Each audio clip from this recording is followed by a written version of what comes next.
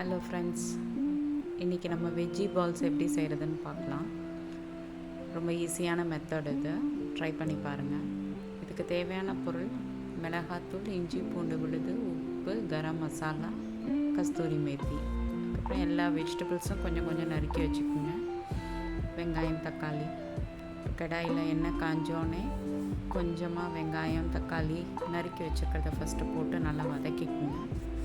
அதுக்கப்புறம் பீன்ஸ் போட்டு நல்லா வதக்கிக்குங்க. எதுக்குமே தண்ணி ஊற்ற வேண்டாம், சிம்மில் வச்சு மெதுவாக வதக்கிக்குங்க. அப்புறம் கேரட்டு கொஞ்சம் போட்டு நல்லா வதக்கிக்குங்க.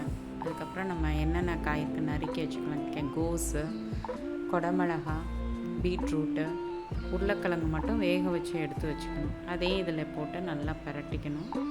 பீட்ரூட்டு கொஞ்சம் நல்லா வதங்கணும்.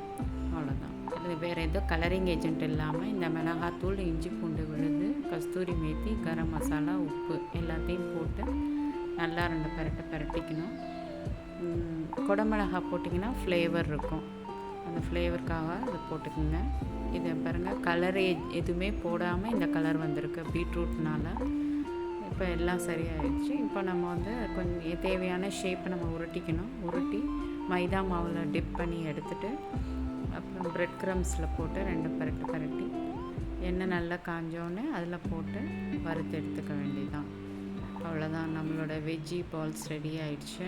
நீங்கள் வீட்டில் செஞ்சு பாருங்கள், பசங்களுக்கு கொடுங்க.